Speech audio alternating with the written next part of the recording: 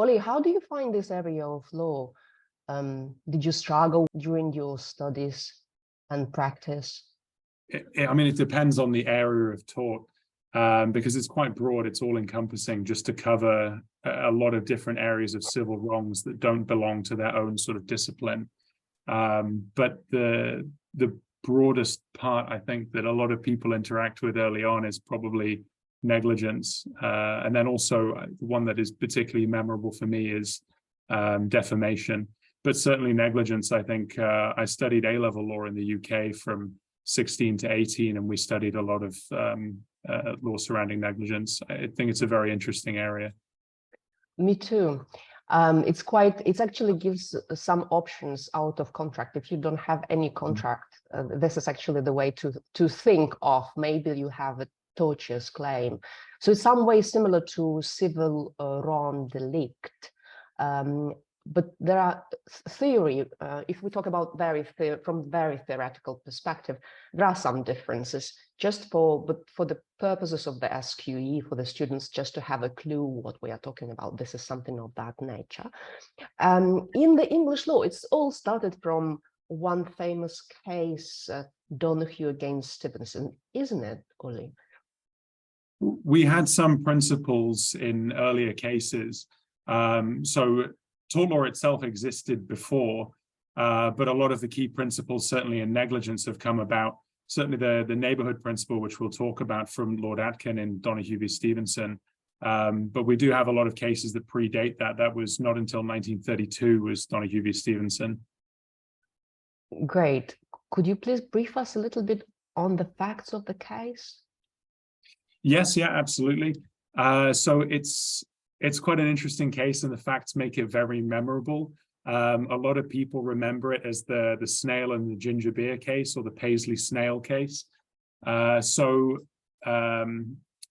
Donoghue and her friend had gone out together to have, I think, ice cream floats. So they were pouring ginger beer into ice cream.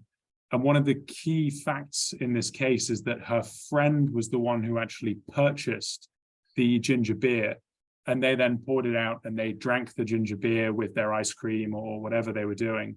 This is why they didn't have the direct contract. Yes. So the fact that the friend had purchased the beer meant that actually the claimant in this case, Miss Donoghue, did not have a direct contractual relationship with Stevenson, who was the manufacturer of the goods.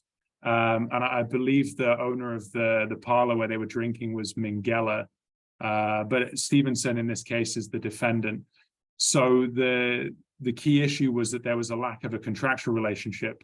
So when Miss Donoghue later discovered a partially decomposed snail in her ginger beer, which caused her to get gastroenteritis and become quite sick, she realized after consulting a lawyer she would most likely not be successful with a contractual claim because there was no direct contract.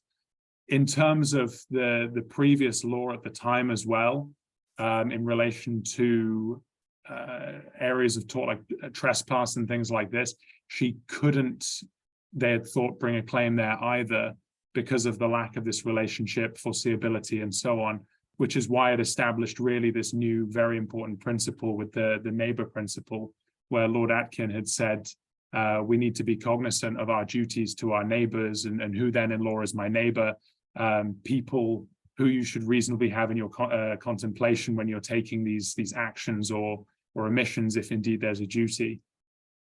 So it's like if I don't have direct contractual relationships with someone, but I have some sort of relationships because of some proximity. Yeah, this is what actually gives for me this possibility to sue in negligence or different kind of torts. There are many, as you said. So let's make a couple of examples. Let's say if what would be this proximity of this connection between me and, let's say, you. If we are neighbors, we just living in I live next door to you, and I listen to the music in the middle of the night, which actually causes some inconvenience to you. Would it be tort? It could potentially be, yes. There could maybe be an action for nuisance, sorry. Perfect. If we are talking about employment relationships, and I'm your employer, you're my employee, and I failed to provide you with some safety measures and you injured yourself, would it amount to tort? Yes, yeah, again, there's general duties that exist there because of the relationship, but there's also statutory duties for employers to employees. Great, thank you very much.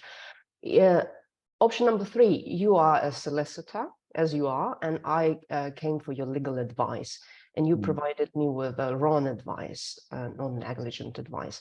Will give rise to contractual claim or to tortious claim? Potentially both. This is one that we should all be very aware of, I think. And it's very good as a litigation and arbitration lawyer can tell to you, we will sue in both, and then we will determine which is better from the point of view of the remedies and damages available. Great. So let me just share the slide and we can move on further with our lecture.